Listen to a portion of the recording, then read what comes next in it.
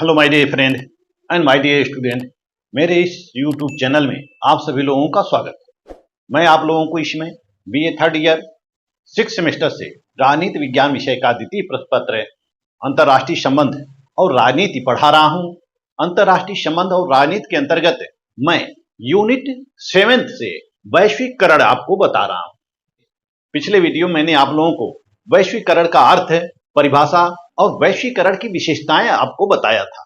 इस वीडियो में आपको वैश्वीकरण का प्रभाव क्या हुआ है, इस वीडियो में आपको वैश्वीकरण का प्रभाव और राष्ट्रीय संप्रभुता पर वैश्वीकरण के प्रभावों से अवगत कराऊंगा। तो आइए चलते हैं अपने विषय की ओर। देखते हैं पहले वैश्वीकरण का प्रभाव। वैश्वीकरण का प्रभाव क्या है? जैसा कि वैश्वीकरण के बारे में मैं आप लोगों को पिछले वीडियो में बता चुका हूं। आइए देखते हैं वैश्वीकरण का प्रभाव। वैश्वीकरण का प्रभाव क्या होता है? इस वीडियो के अंतर्गत मैं आप लोगों को वैश्वीकरण का सर्वव्यापी प्रभाव और विभिन्न राज्यों की संप्रभुता पर वैश्वीकरण का प्रभाव क्या है, इसके बारे में संक्षेप से बताने जा रहा हूं।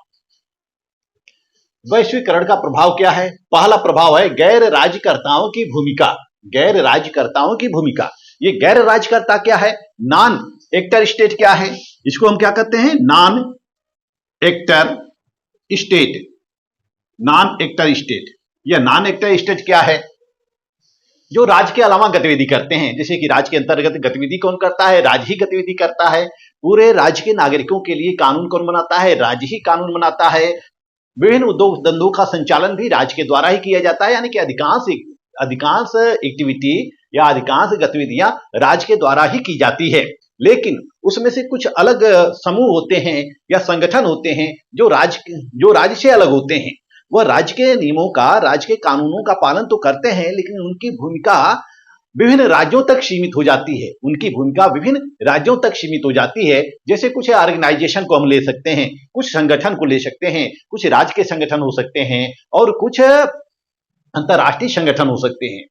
तो वैश्वीकरण के द्वारा जो गैर राज्यकर्ता हैं, वैश्वीकरण के द्वारा जो गैर राज्यकर्ता हैं, उनकी भूमिका परिलक्षित होती है। वह एक ही राज्य में भूमिकाओं का निर्वहन नहीं करते हैं, बल्कि विभिन्न राज्यों में भूमिकाओं का निर्वहन करते हैं। विभिन्न राज्यों में भूमिकाओं का निर्वहन करते हैं। तो इस तरह से हम देख सकते हैं कि वैश्वीकरण के अंतर्गत गैर राज्यकर्ताओं की भूमिका बढ़ी है।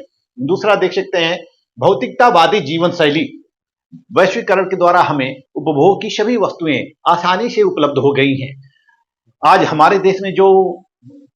जिस वस्तु का उत्पादन हमारे देश में नहीं होता है, उसका उत्पादन कहां होता है? विदेशों में होता है। विदेशों में होता है। तो विदेशों से हम उन विभिन्न वस्तुओं को आयात कर लेते हैं। जैसे कि हम इटली से, जापान से, चीन से, अमेरिका से, ब्रिटेन से, सऊदी अरब से वगैरह विभिन्न देशों से विभिन्न उपभोग की वस्तुएं हम आयात कर लेते हैं और उनका हम उपभोग करते हैं। हम अपने घरों को इटालियन लुक देते हैं इत्यादि विभिन्न विदेशी वस्तुओं का हम उपभोग करते हैं, जिसको हम कहते हैं इंपोर्टेड। हम इंपोर्टेड वस्तुओं का उपभोग करने लगे हैं। इंपोर्टेड वस्तुओं का उपभोग करने लगे हैं और इंपोर्टेड वस्तुओं का उपभोग करके अपने स्टेटस में वृद्धि करने लगे हैं, अपने परिस्थिति में वृद्धि करने लगे हैं। तो हमारा जीवन क्या हो गया है? भौतिकवादी हो गया है। क्योंकि वैश्वीकरण के द्वारा हम विभिन्न देशों में जा सकते हैं। उद्योग धंधे भी सर्वव्यापी हो गए हैं। उद्योग धंधे भी सर्वव्यापी हो गए हैं। हम कहीं भी पूरे विश्व में कहीं भी जाकर हम अर्निंग कर सकते हैं, रोजगार कर सकते हैं। इस तरह से रोजगार करके हम अपने जीवन को समृद्ध बना सकते हैं। तो इस वैश्वीकरण के द्वारा हमारा जीवन जो हो गया है, तो वैश्वीकरण के द्वारा हमारा जीवन क्या हो गया है? भौतिकवादी हो गया है। हम अधिक से अधिक विलासी जीवन व्यतीत करते हैं और विलासितापूर्ण वस्तुओं का उपभोग करते हैं। आज हम देख सकते हैं कि जिसके पास पैसा हो जाता है, उसके पास गाड़ी हो जाती है, बंगला हो जाता है, विभिन्न प्रॉपर्टी हो जाती है, वो विदेशों में यात्रा करते हैं और अपने कल्चर को मॉडर्नाइज कर लेते हैं। तो इस तरह से भौतिकवादी जीवन, इस तरह से वैश्वीकरण के द्वारा हम भौतिकवादी जीवन शैली को अपना रहे हैं। आर्थिक क्षेत्र में विकास। वैश्वीकरण के द्वारा हम आर्थिक क्षेत्रों में विकास कर रहे हैं। हर राष्ट्र आर्थिक क्षेत्रों में विकास कर रहा है और विश्व के अधिकांश देशों का आर्थिक विकास हुआ है। जैसे कि हम विश्व को 3 भागों में विभाजित कर सकते हैं। एक विकसित राष्ट्र, दूसरा विकासशील राष्ट्र और तीसरा पिछड़े राज्य। विश्व को तीन आधारों पे विश्व को आर्थिक आधार पर तीन भागों में विभाजित किया जाता है। एक विकसित है, जैसे कि इटली है, जापान है, अमेरिका है, ब्रिटेन है, विभिन्न राष्ट्र जो हैं यह विकसित राष्ट्र हैं। विकसित राष्ट्र कौन से होते हैं? जिनका संपूर्ण जीवन उद्योग धंधों पर आधारित होता है, जो कि पूर्ण रूप से उद्योग धंधों पर आधारित होते हैं। वो पूंजीवादी, वहां पर पूंजीवादी व्यवस्था होती है और और उनकी आर्थिक व्यवस्था पूर्ण रूप से उनकी आर्थिक व्यवस्था पूर्ण रूप से किस पर निर्भर करती है? उद्योग धंधों पर ही निर्भर करती है। तो ये विकसित राष्ट्र हो जाते हैं। दूसरा विकासशील राष्ट्र। विकासशील राष्ट्र ऐसे होते हैं जिनका कि 70% व्यवसाय कृषि क्षेत्रों से होता है, यानी कि वह कृषि पर निर्भर रहते हैं, कृषि पर निर्भर होते हैं, जैसे कि भारत है, चीन है वगैरह, पाकिस्तान है, बांग्लादेश है वगैरह, विभिन्न जो राज्य हैं यह क्या है? विकासशील राष्ट्र हैं। यह पूर्ण रूप से यह 70% कृषि पर निर्भर करते हैं, 30% ही उद्योग धंधे होते हैं। पिछड़े राज्य ऐसे होते हैं जो कि कृषि क्षेत्रों में भी पिछड़े होते हैं, उद्योग धंधों में भी पिछड़े होते हैं, सांस्कृतिक क्षेत्रों में भी पिछड़े होते हैं, सामाजिक और राजनीतिक क्षेत्रों में भी पिछड़े होते हैं। यानी कि जो पिछड़े राज्य होते हैं यह पूर्ण रूप से आर्थिक, राजनीतिक, सांस्कृतिक, औद्योगिक रूप से इनका विकास नहीं हुआ होता है। यानी कि अभी ये विकसित की अवस्था में होते हैं, या तो यह विकासशील देशों के ऊपर निर्भर हो जाते हैं या विकसित देशों के ऊपर निर्भर हो जाते हैं। जैसे कि अफ्रीका के राष्ट्र को हम देख सकते हैं, जैसे कि अफ्रीका के राज्यों को देख सकते हैं, लैटिन अमेरिका के कुछ राज्यों को देख सकते हैं, जिनको हम तृतीय विश्व की संज्ञा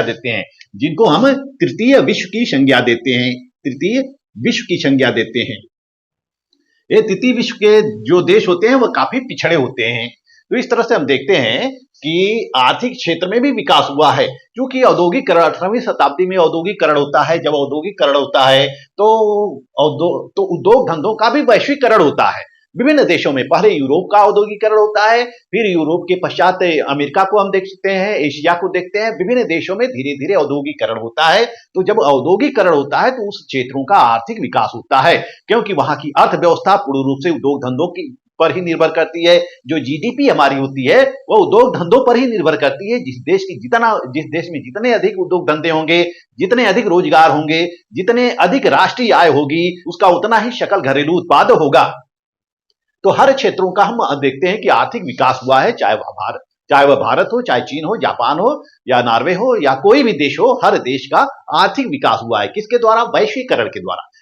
क्योंकि वैश्वीकरण के द्वारा विदेशों से विभिन्न तकनीकियों का आयात किया जाता है, और जो उद्योग धंधे विदेशों में स्थापित किए जाते हैं उन उद्योग धंधों का भी संचार होता है। वही उद्योग धंधे अन्य राज्यों में भी स्थापित किए जाते हैं, अन्य राष्ट्रों में भी स्थापित किए जाते हैं। तो इस तरह से हर राष्ट्र का क्या हुआ है? औद्योगिकरण हुआ है। औद्योगिकरण से आर्थिक विकास हुआ है। सांस्कृतिक परिवर्तन। हम भौतिकतावादी जीवन शैली और आर्थिक क्षेत्र में विकास के साथ साथ हम देख सकते हैं कि विभिन्न क्षेत्रों में सांस्कृतिक परिवर्तन होता है। यानी कि लोगों की संस्कृति, लोगों की सभ्यता भी परिवर्तित हो रही है। आज कोई भारतीय विदेश जाता है, वहां या तो वह पढ़ने के लिए जाता है या तो नौकरी के लिए जाता है, और वहीं पे अगर रह जाता है तो वह उस देश की सभ्यता को अपना लेता है। इसी तरह से कोई विदेशी जो भारत आता है वह भारत की सभ्यता को अपना लेता है। यानी कि सांस्कृतिक आदान प्रदान हुआ है, सांस्कृतिक परिवर्तन हुआ है। हम विभिन्न देशों की संस्कृतियों को अपना रहे हैं। जैसे कि British East India company Bharat में 1600 ईस्वी में आती है और भारत 1947 में आजाद हो जाता है। ब्रिटिश सरकार का राज खत्म हो जाता है, लेकिन ब्रिटिश सरकार ने यहाँ की संस्कृति को प्रभावित किया, यहाँ की सभ्यता को प्रभावित किया, यहाँ के लोगों को भौतिकवादी बनाया, विभिन्न वस्तुओं का उपभोग करना सिखाया। विभिन्न ऐसी वस्तुएं थी उपभोग करने की जिनका हम नाम नहीं सुने थे। यह अंग्रेजों ने हमें बताया और अंग्रेजों ने हमको उपभोग करने के लिए दिया, हमको उपभोग करने के लिए सिखाया कि विभिन्न वस्तुओं का हम कैसे उत्पादन करते हैं और कैसे उपभोग करते हैं। तो कुछ ऐसी संस्कृतियां आई अंग्रेजों के द्वारा, कुछ ऐसी संस्कृतियां लाई गई जिनको हमने अपना लिया। तो इस तरह से हम देखते हैं कि सांस्कृतिक परिवर्तन होता है। वैश्वीकरण के द्वारा सांस्कृतिक परिवर्तन होता है। विभिन्न देश के कल्चर जो होते हैं दूसरे देशों में जाते हैं, दूसरे देशों की कल्चर और जो विभिन्न कल्चर होते हैं उनका आदान प्रदान, संस्कृतियों का भी आदान प्रदान होता है। जैसे कि अंग्रेज हमारे यहाँ आए, उन्होंने बहुत कुछ परिवर्तन किया, हमारी सभ्यता में परिवर्तन किया, हमारी जीवन शैली में परिवर्तन किया। अंग्रेज जहां जहां गए तहां तहां उन्होंने विकास किया और वहां की सभ्यता और संस्कृति को प्रभावित किया। तो इस तरह से हम देखते हैं कि वैश्वीकरण के द्वारा सांस्कृतिक परिवर्तन भी होता है। और हम देखते हैं कि राजनीति में नई व्यवस्था का समावेश हुआ है। पहले भारत में राजतंत्री शासन प्रणाली होती है, लेकिन जैसे ही अंग्रेजी हुकूमत, जैसे ही British East India company Bharat आती है, उसके पश्चात ब्रिटिश सरकार का साम्राज्य स्थापित हो जाता है। और इस तरह से ब्रिटिश सरकार 1858 से लेके 1947 तक भारत में राज करती रहती है। 1858 के पहले ब्रिटिश ईस्ट इंडिया कंपनी का शासन था। ब्रिटिश ईस्ट इंडिया कंपनी कब आई थी? 1600 ईस्वी में आती है। 1600 ईस्वी में आती है और धीरे धीरे यह पूरे भारत को अपने अधीन कर लेती है। और अंततः 1858 में जैसे ही पता चलता है ब्रिटिश सरकार को कि ब्रिटिश ईस्ट इंडिया कंपनी ने पूरे भारत को गुलाम बना रखा है, पूरे भारत को अधीन कर रखा है, तो तब ब्रिटिश सरकार क्या करती है कि भारत को अपने साम्राज्य में मिला लेती है, भारत को उपनिवेश बना लेती है। इस तरह से भारत की संप्रभुता किसके हाथों में चली जाती है? ब्रिटिश सरकार के हाथों में चली जाती है। और भारत किसके अधीन हो जाता है? ब्रिटिश सरकार के अधीन हो जाता है। भारत की सारी राजनीतिक व्यवस्था, आर्थिक व्यवस्था किसके द्वारा संचालित की जाती है? ब्रिटिश सरकार के द्वारा संचालित की जाती है। यानी 1947 तक भारत सरकार का मतलब क्या था? ब्रिटिश सरकार था। तो इस तरह से 1947 में भारत आजाद होता है। लेकिन भारत जैसे आजाद होता है तो फिर ब्रिटिश सरकार के कल्चर को अपनाता है, ब्रिटिश सरकार की राजनीतिक व्यवस्था को अपनाता है। उसके पहले क्या था? राजतंत्री शासन व्यवस्थाएं, हमारे यहाँ राजतंत्री शासन व्यवस्था हुआ करती थी। और ब्रिटेन में हम देखते हैं कि ब्रिटेन में 16वीं शताब्दी से ही वहां पे संसदीय शासन व्यवस्थाएं थी। यानी कि 1688 में वहां क्रांति होती है। सबसे पहली क्रांति कहां हुई थी? ब्रिटेन में हुई थी। और 1688 में वहां क्रांति होती है। क्रांति जब हो जाती है ब्रिटेन में 1688 की क्रांति, इसके पश्चात संसदीय शासन का प्रभुत्व स्थापित होता है। और 1688 से ब्रिटेन में संसदीय शासन व्यवस्था ही चली आ रही है। तो इस संसदीय शासन व्यवस्था को भारत ने अपनाया, भारत के लोगों ने अपनाया। और संसदीय शासन व्यवस्था में जो जो भी तत्व थे वह सभी तत्वों का, उन सभी तत्वों को हमने ग्रहण किया। तो इस तरह से देखते हैं कि वैश्वीकरण के द्वारा राजनीतिक व्यवस्था में परिवर्तन होता है। हम दूसरे देशों की राजनीतिक व्यवस्था को अपनाते हैं। जैसे हम स्वयं अपने देश को ले सकते हैं। भारत का जो संविधान बना है, संविधान इसका अपना नहीं है। भारत के संविधान को क्या कहा जाता है? उधार का थैला कहा जाता है। इसकी व्यवस्था को हम विभिन्न राजनीतिक व्यवस्थाओं को अमेरिका से ग्रहण किए हैं, जापान से ग्रहण किए हैं, जर्मनी से ग्रहण किए हैं, ब्रिटेन से ग्रहण किए हैं, रूस से ग्रहण किए हैं, अफ्रीका से ग्रहण किए, विभिन्न, यानी लगभग 60 देशों के संविधान, 60 देशों का मिश्रण है। हमारा संविधान लगभग 60 देशों का मिश्रण है। तो इस तरह से हम देखते हैं कि राजनीतिक व्यवस्था में भी परिवर्तन होता है, राजनीति में नई व्यवस्था का समावेश होता है। और राजनीति में नई व्यवस्था का समावेश होता है। हम विभिन्न देशों की संस्कृतियों को, हम विभिन्न देशों की राजनीतिक व्यवस्था को अपनाते हैं। अंतर्राष्ट्रीय संगठन का महत्व, वर्तमान समय में वैश्वीकरण के द्वारा अंतर्राष्ट्रीय संगठनों का भी महत्व बढ़ गया है। जैसे हम देख सकते हैं WTO, विश्व व्यापार संगठन, IMF, इंटरनेशनल मॉनिटरी फंड, अंतर्राष्ट्रीय मुद्रा कोष, और इसी तरह से हम देख सकते हैं कि विश्व बैंक, वर्ल्ड बैंक, इसी तरह से हम वर्ल्ड बैंक को ले सकते हैं। यानी कि विभिन्न प्रकार के जो अंतर्राष्ट्रीय संगठन है, उन अंतर्राष्ट्रीय संगठनों का महत्व बढ़ गया है। अब सभी राज्य उस अंतर्राष्ट्रीय संगठन के अधीन हैं और अधिकांश राज्य अंतर्राष्ट्रीय संगठनों के सदस्य हैं। जैसे हम देख सकते हैं कि 1949 में नाटो का गठन होता है, नाटो में विभिन्न देश सम्मिलित होते हैं। फिर 1955 में हम देख सकते हैं कि वार्सा पैक्ट का गठन होता है, वार्सा पैक्ट में भी विभिन्न देश सम्मिलित होते हैं। इसी तरह से हम देखते हैं कि 1961 में गुटनिरपेक्ष आंदोलन का जन्म होता है। इस आंदोलन में भी, इस संगठन में भी विभिन्न देश सम्मिलित होते हैं। इसी तरह से ओपेक है, एपेक है, नाफ्टा है, शाप्टा है, आसियान है, सार्क है, हिम्मत 6 है और शंघाई सहयोग संगठन है। विभिन्न ऐसे अंतर्राष्ट्रीय संगठन हैं जिस अंतर्राष्ट्रीय संगठन का विभिन्न देश सदस्य हैं और वह अंतर्राष्ट्रीय संगठन के नियमों का पालन करते हैं, उनके अनुसार वह नियम बनाते हैं, गतिविधियां करते हैं। तो इस तरह से हम देखते हैं कि वैश्वीकरण के द्वारा अंतर्राष्ट्रीय संगठन का महत्व बढ़ गया है। पूरा विश्व एक इंटरनेशनल ऑर्गेनाइजेशन के अधीन आ गया है। जैसे हम देख सकते हैं यूएनओ को भी देख सकते हैं, संयुक्त राष्ट्र संघ, यूएनओ को देख सकते हैं, यूनाइटेड नेशन ऑर्गेनाइजेशन, संयुक्त राष्ट्र संघ, इस संयुक्त राष्ट्र संघ के करीब 193 देश सदस्य हैं, 193 देश सदस्य हैं और सभी देश संयुक्त राष्ट्र संघ के सिद्धांतों का, नियमों का पालन करते हैं। नेक्स्ट देखते हैं बहुराष्ट्रीय निगमों का अस्तित्व। इस वैश्वीकरण के द्वारा बहुराष्ट्रीय निगमों की भरमार हुई है। हम देख सकते हैं कि विभिन्न देशों में विभिन्न कंपनियां कार्य कर रही हैं, विभिन्न मल्टीनेशनल कंपनियां कार्य कर रही हैं। आज उनके ऊपर किसी प्रकार का प्रतिबंध नहीं रह गया है, प्रतिबंध नहीं रह गया है। सभी राज्य चाहते हैं कि विदेशी कंपनियां आवें और हमारे देश में निवेश करें और हमारे देश में निवेश करें और हमारा आर्थिक विकास हो। तो हम देख सकते हैं कि बहुराष्ट्रीय निगमों का या बहुराष्ट्रीय कंपनियों का या मल्टीनेशनल कंपनियों का विकास हुआ है, हर देशों में विकास हुआ है। हर देशों में यह अपनी ऑफिस या कल कारखाना या फैक्ट्रियां स्थापित कर रही हैं, कंपनी स्थापित कर रही हैं और इनके द्वारा वहां की आर्थिक व्यवस्था की वृद्धि में सहयोग दिया जा रहा है, वहां के रोजगार में वृद्धि हो रही है, सकल घरेलू उत्पाद में वृद्धि हो रही है। तो हम देखते हैं कि वर्तमान समय में वैश्वीकरण के द्वारा बहुराष्ट्रीय निगमों का अस्तित्व बढ़ा है और इनके लिए विशेष और इन बहुराष्ट्रीय कंपनियों को विभिन्न देशों के द्वारा विशेष रियायतें भी दी गई हैं। सकल घरेलू उत्पाद में वृद्धि, वैश्वीकरण के द्वारा जब किसी भी देश का आर्थिक विकास होता है, औद्योगिक विकास होता है, सांस्कृतिक विकास होता है, सामाजिक विकास होता है, विभिन्न प्रकार का जब विकास होता है, साक्षरता दर बढ़ती है, उत्पादन में वृद्धि होती है, साक्षरता दर बढ़ती है, उत्पादन में वृद्धि होती है, उद्योग धंधों में वृद्धि होती है, रोजगार में वृद्धि होती है, राष्ट्रीय आय में वृद्धि होती है, तब सकल घरेलू उत्पाद में भी वृद्धि होती है। यानी कि जब हमारे देश में उद्योग धंधे रहेंगे, आर्थिक साधन का भरमार रहेगा, तभी हमारे देश का विकास होगा और जब विकास होगा तो सकल घरेलू उत्पाद यानी कि जीडीपी में वृद्धि होगी। नवा देखते हैं नागरिकता की आसान प्रक्रिया। वैश्वीकरण के द्वारा नागरिकता की प्रक्रिया आसान हुई है। नागरिकता की प्रक्रिया आसान कैसे हुई है?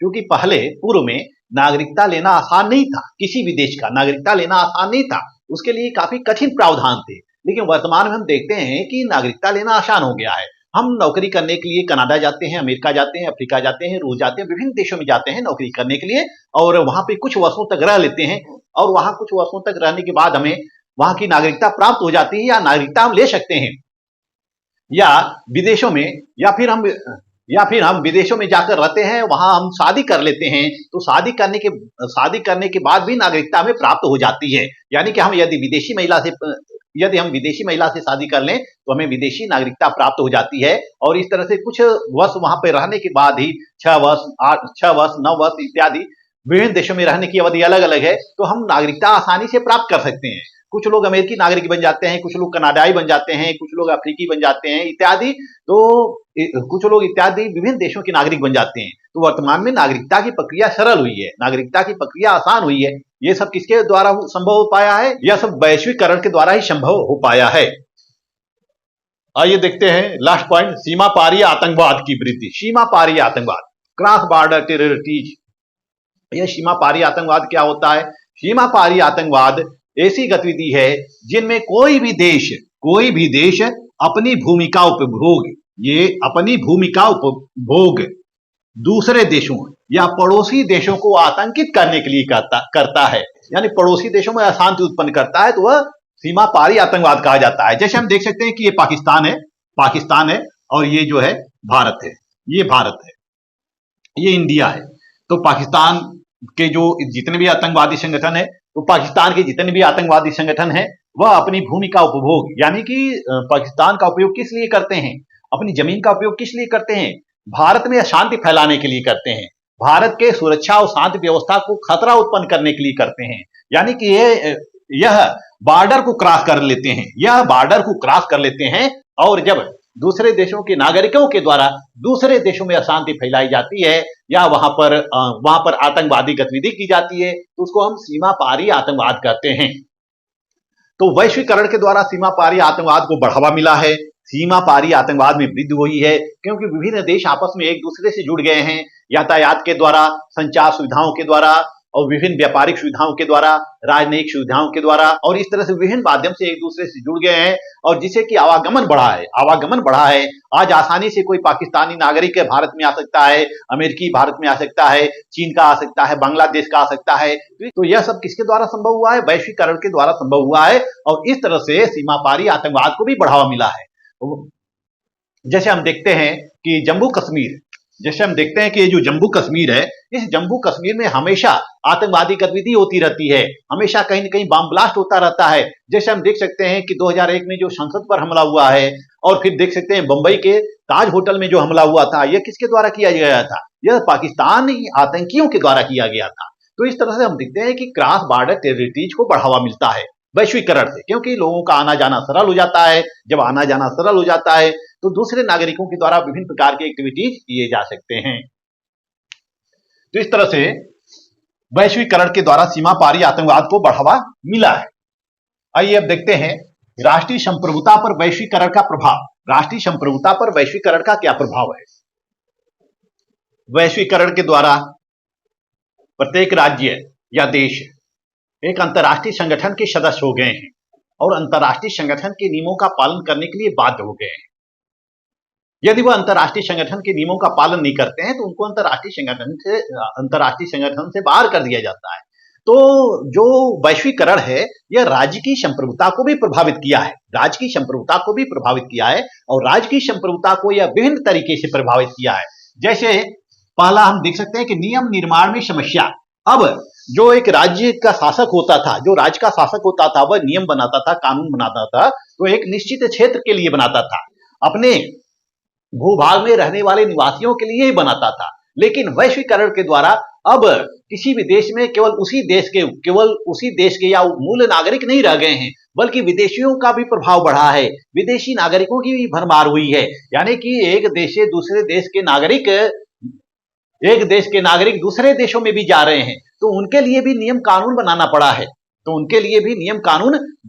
है। तो इस तरह से हम देखते हैं कि कोई भी राज्य, कोई भी शासक या जो संसद कानून बनाती है, उसको कानून बनाने में विभिन्न समस्याओं का सामना करना पड़ता है, क्योंकि अपने नागरिकों के लिए अलग कानून बनाती है और अनागरिकों के लिए अलग कानून बनाती है, यानी कि विदेशियों के लिए अलग कानून बनाती है। जैसे कि हम देख सकते हैं कि हमारे भारतीय संविधान के 14 से लेकर 32 तक कुछ मूल अधिकार दिए गए हैं, फंडामेंटल राइट दिए गए हैं, लेकिन ये सारे फंडामेंटल राइट, इनमें से कुछ फंडामेंटल राइट विदेशियों को भी प्राप्त हैं। तो इस तरह से जो उस देश की कार्यपालिका होती है, जो व्यवस्थापिका होती है, वह कानून बनाने में मनमानी नहीं कर सकती है। उसके लिए विदेशियों के लिए अलग कानून बनाना पड़ता है और नागरिकों के लिए अलग कानून बनाना पड़ता है। और जो विदेशी नागरिक होते हैं, उन नागरिकों के ऊपर जो प्रतिबंध लगता है तो वह विदेशों से परमिशन लेकर ही लगता है। विदेशी सरकारों से संबंध स्थापित करने के पश्चात ही उस नागरिकों के ऊपर किसी प्रकार के प्रतिबंध लगाए जाते हैं। तो हम देखते हैं कि नियम निर्माण में समस्या उत्पन्न हुई है, क्योंकि अब पूरा विश्व एक वैश्विक गांव के रूप में नजर आ रहा है और हर देश में विभिन्न देशों की कंपनियां कार्य कर रही हैं, विभिन्न देशों के राजदूत कार्य कर रहे हैं, विभिन्न देशों के संगठन कार्य कर रहे हैं। तो इन अंतर्राष्ट्रीय गतिविधियों को देखते हुए किसी देश की सरकार को कानून बनाना पड़ता है, वह अंतर्राष्ट्रीय गतिविधियों को इग्नोर नहीं कर सकते।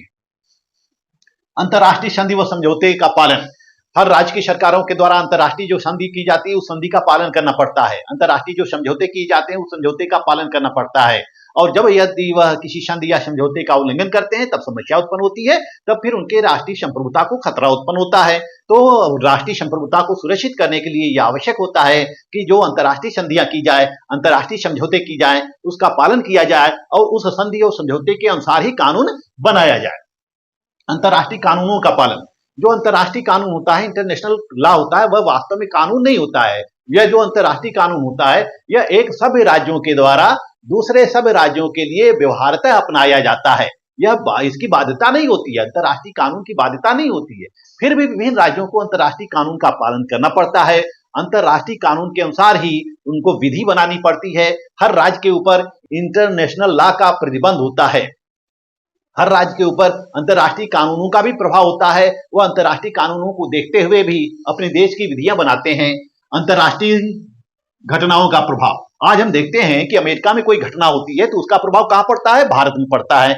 जैसे कि हम देख सकते हैं कि अभी हाल ही में कनाडा में जो घटना हुई थी, उस घटना का प्रभाव कहां पड़ा था? भारत में पड़ा था।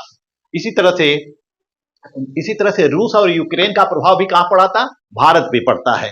इसी तरह से हम इजराइल और इजराइल और फिलिस्तीनी का जो संघर्ष है उसका भी प्रभाव किस पर पड़ता है? विभिन्न देशों पर पड़ता है, केवल भारत पर ही नहीं, विभिन्न देशों पर पड़ता है। तो जो अंतर्राष्ट्रीय घटनाएं होती हैं, उन अंतर्राष्ट्रीय घटनाओं का प्रभाव विभिन्न देशों में पड़ता है और उन घटनाओं के अनुसार निर्णय लेने होते हैं। किसी भी शासक को, किसी भी सरकार को, किसी भी राज्य की कार्यपालिका को अंतर्राष्ट्रीय घटनाओं के अनुसार ही निर्णय लेने पड़ते हैं। वह अपने मन से नहीं ले सकता है, अपने विवेक से नहीं ले सकता है, बल्कि परिस्थितियों के अनुसार ले सकता है। इस तरह से हम देखते हैं कि जो वैश्वीकरण है उसने संप्रभुता को चैलेंज किया है, संप्रभुता के सामने चुनौती उत्पन्न की है, या संप्रभुता के सामने समस्या उत्पन्न की है।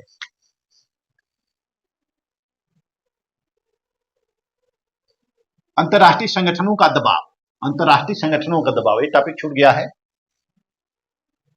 अंतर्राष्ट्रीय संगठनों का दबाव हम देखते हैं कि जैसा कि हमने अभी बताया कि यूएनओ यह अंतर्राष्ट्रीय संगठन है, यह अंतर्राष्ट्रीय संगठन है और संयुक्त राष्ट्र, जिसको हम कहते हैं संयुक्त राष्ट्र संघ, जिसकी स्थापना 24 अक्टूबर 1945 को होती है, 24 अक्टूबर 1945 को होती है।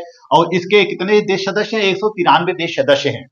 हर राज्य जो संयुक्त राष्ट्र संघ का सदस्य है उसको संयुक्त राष्ट्र संघ के नियमों का पालन करना पड़ता है, उसके सिद्धांतों का पालन करना पड़ता है और संयुक्त राष्ट्र जो निर्णय लेता है उस निर्णय का पालन करना पड़ता है। इसी तरह से विभिन्न संगठन हैं, जैसे कि WTO है। आज WTO जो है, यानी कि विश्व व्यापार संगठन, WTO जो विश्व व्यापार संगठन है, वह पूरे विश्व के व्यापार को नियंत्रित कर रहा है, पूरे विश्व के व्यापार को वह नियंत्रित कर रहा है। और जितने भी बड़े बड़े उद्योग धंधे हैं, बड़ी बड़ी कंपनियां हैं, वह WTO के दिशा निर्देशों के अनुसार कार्य कर रही है। इसी तरह से हम देख सकते हैं WHO, वर्ल्ड हेल्थ ऑर्गेनाइजेशन चिकित्सा के क्षेत्र में यह कानून बनाता है। WHO कानून बनाता है और सभी राज्यों को WHO के दिशा निर्देशों का पालन करना पड़ता है। तो हम WTO को देख सकते हैं, IMF को देख सकते हैं, अंतर्राष्ट्रीय मुद्रा कोष, यह भी विभिन्न राज्यों को फंड देता है। तो हर राज्यों के ऊपर WTO, IMF, WHO, world bank जैसी अंतर्राष्ट्रीय संस्थाओं का प्रभाव है और विभिन्न राज्य इन अंतर्राष्ट्रीय संगठनों का पालन करते रहते हैं, इनके दिशा निर्देशों का पालन करते रहते हैं। तो अपने राज्य तो जो कानून निर्माण में इनके दिशा निर्देशों को भी लेते रहते हैं। तो इस तरह से प्रत्येक राज्य के ऊपर अब क्या हो गया है? अंतर्राष्ट्रीय संगठनों का दबाव हो गया है, प्रेशर हो गया है। वह कोई कार्य अपने मन से नहीं कर सकते हैं, बल्कि अंतर्राष्ट्रीय संगठनों को भी अंतर्राष्ट्रीय संगठनों के दिशा निर्देशों का भी पालन करना होता है। जन आंदोलन एवं राजनीतिक जागरूकता, वैश्वीकरण से विभिन्न देशों में जन आंदोलन आया है, राजनीतिक जागरूकता उत्पन्न हुई है। जैसे हम देख सकते हैं कि भारत में जब ब्रिटिश सरकार की हुकूमत होती है तो भारत पूर्ण रूप से ब्रिटिश साम्राज्य के अधीन हो जाता है और भारत गुलाम हो जाता है, भारत एक उपनिवेश हो जाता है। लेकिन धीरे धीरे भारत के ऊपर भी वैश्विक घटनाओं का प्रभाव पड़ता है। जैसे हम देख सकते हैं कि फ्रांस में 1789 की क्रांति होती है, फ्रांस में 1789 की क्रांति होती है और रूस में 1917 की क्रांति होती है। इसी तरह से विभिन्न क्रांतियां होती हैं विभिन्न देशों में। उस क्रांतियों का प्रभाव किसके ऊपर पड़ता है? भारतीयों के ऊपर पड़ता है। स्वतंत्रता, समानता, विश्व बंधुत्व इत्यादि विभिन्न सिद्धांतों का प्रभाव भारत के ऊपर पड़ता है और भारतीय लोगों के अंदर भी राष्ट्रीय चेतना जागृत होती है, जन आंदोलन पैदा होता है और राजनीतिक जागरूकता पैदा होती है। और फिर वह 1885 में एक संगठन बनाते हैं, भारतीय राष्ट्रीय कांग्रेस एक संगठन बनाते हैं और इस संगठन के तले वह अंग्रेजों से लड़ाई लड़ते हैं, अंग्रेजों से संघर्ष करते हैं। अंततः 1947 में भारत स्वतंत्र हो पाता है। इस तरह से हम देख सकते हैं कि सरकार के द्वारा भी वहां के नागरिकों के बीच असंतोष पैदा होता है, तो वह असंतोष जन आंदोलन में बदल जाता है और उस जन आंदोलन को अनेक लोगों का समर्थन प्राप्त होता है। जैसे हम देख सकते हैं कि मोदी सरकार के द्वारा जो कृषि बिल लाया गया, कृषि बिल का विरोध किसानों के द्वारा किया गया और किसानों के विरोध के कारण सरकार को कृषि बिल वापस लेना पड़ा, यानी कि कृषि बिल मुद्दे पर यू टर्न सरकार को लेना पड़ता है। तो इस वैश्वीकरण से हमें जागरूकता पैदा होती है, राजनीतिक जागरूकता पैदा होती है, विभिन्न देशों की किस तरह से सरकार चल रही है, वहां की राजनीतिक व्यवस्था कैसी है, वहां के नागरिकों को कैसी सुविधाएं दी जा रही हैं इत्यादि, यानी कि राजनीतिक जागरूकता पैदा होती है और उस राजनीतिक जागरूकता के द्वारा हम अपने अधिकारों की मांग करते हैं, अपनी स्वतंत्रता की मांग करते हैं, अपनी सुरक्षा की मांग करते हैं। तो इस वैश्वीकरण के द्वारा जन आंदोलन और राजनीतिक जागरूकता को बढ़ावा मिला है। आत्मनिर्णय लेने में कमी, इस वैश्वीकरण के द्वारा विभिन्न सरकारों में आत्मनिर्णय लेने में कमी आई है। आत्मनिर्णय का मतलब वह अपना निर्णय खुद नहीं ले सकते हैं, अपने विवेक से निर्णय नहीं ले सकते हैं, बल्कि वह उनको निर्णय लेने में विभिन्न प्रकार की जो अंतर्राष्ट्रीय संस्थाएं हैं, अंतर्राष्ट्रीय संगठन है, अंतर्राष्ट्रीय संधि है, अंतर्राष्ट्रीय समझौते हैं, इनका भी पालन करना होता है। कोई भी राष्ट्र किसी दूसरे राष्ट्र के विरुद्ध स्वयं निर्णय नहीं ले सकती है, स्वयं निर्णय नहीं ले सकती है, बल्कि निर्णय लेने में उसको WTO का पालन करना पड़ता है, WHO का पालन करना पड़ता है, उनके नियमों का पालन करना पड़ता है। World Bank, IMF, NAFTA, ASEAN, Shanghai सहयोग संगठन वगैरह जितने भी अंतर्राष्ट्रीय संगठन हैं, अंतर्राष्ट्रीय समुदाय है, सभी समुदायों के नीतियों को देखते हुए वह कानून बनाते हैं। वह निर्णय स्वयं नहीं कर सकते हैं। यदि वह किसी संघ के सदस्य हैं तो आर्थिक क्षेत्रों में, व्यापारिक क्षेत्रों में, राजनीतिक क्षेत्रों में, कूटनीतिक क्षेत्रों में कोई निर्णय लेते हैं या कोई नियम बनाते हैं तो उनकी सहमति लेनी आवश्यक होती है। तो इस तरह से हम देखते हैं कि वैश्वीकरण के द्वारा राष्ट्रों के आत्मनिर्णय में कमी आई है, क्योंकि राष्ट्रों के ऊपर विभिन्न संगठनों का दबाव है। इसलिए वैश्विक संगठन के नियम और सिद्धांतों को ध्यान में रखते हुए वह नियम बनाते हैं, कानून बनाते हैं, और नियम और कानून इस प्रकार बनाते हैं जिससे कि अंतर्राष्ट्रीय शांति सुरक्षा बनी रहे और पूरे विश्व में सहयोग के वातावरण का निर्माण हो सके। तो इस तरह से हम देखते हैं कि वैश्वीकरण ने विभिन्न आयामों को प्रभावित किया है और इसका जो प्रभाव है वह सर्वव्यापी है। जीवन के प्रत्येक क्षेत्रों में वैश्वीकरण का प्रभाव हुआ है। इसने राष्ट्रीय संप्रभुता को भी सीमित किया है, राष्ट्रीय संप्रभुता के समक्ष भी चुनौतियां उत्पन्न की हैं। अब कोई भी सरकार वैश्विक नीतियों को देखते हुए भी कानून बनाने का निर्णय लेती है। इस वीडियो में बस इतना ही। इस वीडियो में मैंने आपको वैश्वीकरण का प्रभाव और वैश्वीकरण का राष्ट्रीय संप्रभुता के ऊपर प्रभाव से अवगत कराया। मेरा वीडियो आपको अच्छा लगे तो मेरे चैनल को लाइक, सब्सक्राइब और शेयर करते रहिए। मिलते हैं नेक्स्ट वीडियो में, तब तक के लिए धन्यवाद।